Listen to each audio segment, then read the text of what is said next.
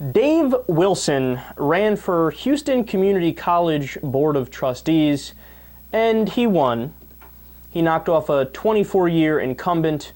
Now, how did he do it? He pretended to be black. And then this clown went on CNN to talk about it. Let's listen. A white Republican from Texas came up with an unorthodox strategy to appeal to a mostly black Democratic voting district. He just simply implied that he was black as well, although that's what the criticism is. Dave Wilson left his photo off flyers during his campaign for Houston Community College Board of Trustees. That's a fact. Now, why he did it? Why did he opt instead for smiling black faces that he found on the internet? Well, meanwhile, take a listen to this Wilson campaign radio ad for more proof of the situation. Bruce Austin is killing the hopes and dreams of our children. He's setting them up for failure. Girl, please, I bet he has relatives that could have used some of that scholarship money he voted against. I've had about enough of him. So what we gonna do? I'm voting for Dave Wilson. All right, the play worked. Wilson beat out a 24-year incumbent. The question is why? Was it done the right way? Well, who better to speak for his moves than Dave Wilson himself, joining us from Houston. Sir, thank you for being with us. Thank you, Chris, for having me. Mr. Wilson, I have never heard of a politician not wanting their face all over the place. Why'd you do this? I wanted to run this campaign on the issues, not my skin color. So why did you run it on your skin color? No, but he just made our point for us. I wanted to run it on the issues, not on the skin color, which is why I pretended to be black to get votes. So you are running it on the skin color then. Are you that stupid? How do you not see you're making our point for us? And please, oh my God, that radio ad was the most wildly offensive thing I've ever heard in my life.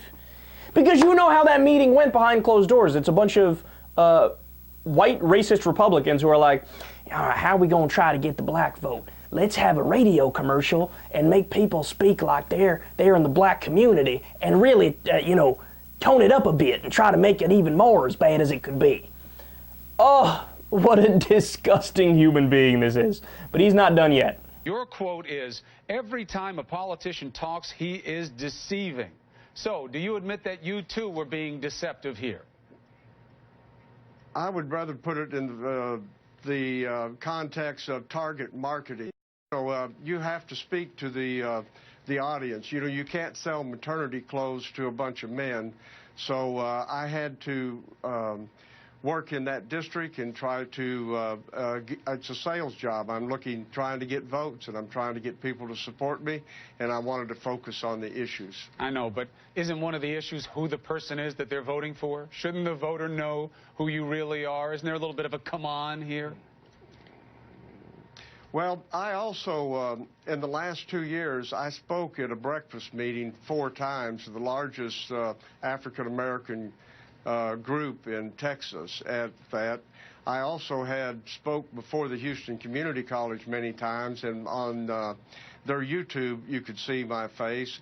And my opponent, quite frankly, he put out a flyer with my picture on it and some inflammatory racist kind of comments about me. So my picture was out there.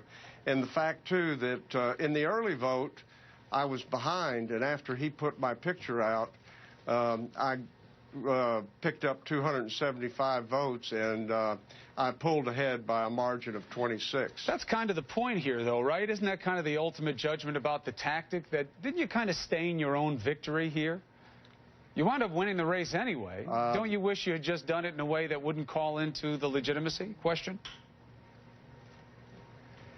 I think that the people in that district are not getting enough credit in their intelligence and who they're voting for. No, you didn't give them credit for their intelligence and who they're voting for. You tried to deceive them. God, this guy is the biggest clown in America.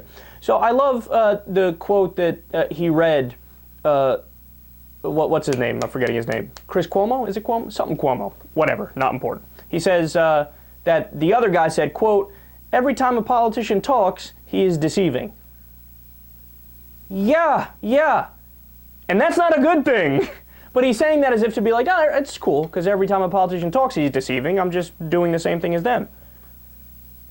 Yes, and you shouldn't, and you shouldn't. And your lie is more brazen and worse in a lot of ways.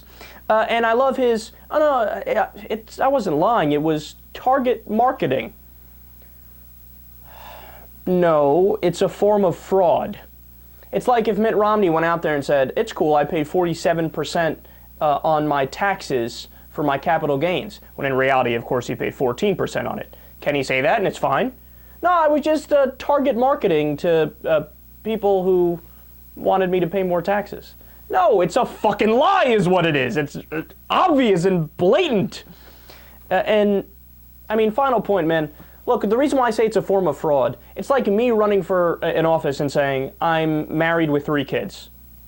But I'm not, right? Or me saying, oh, I'm a devout evangelical Christian and I'd like your vote.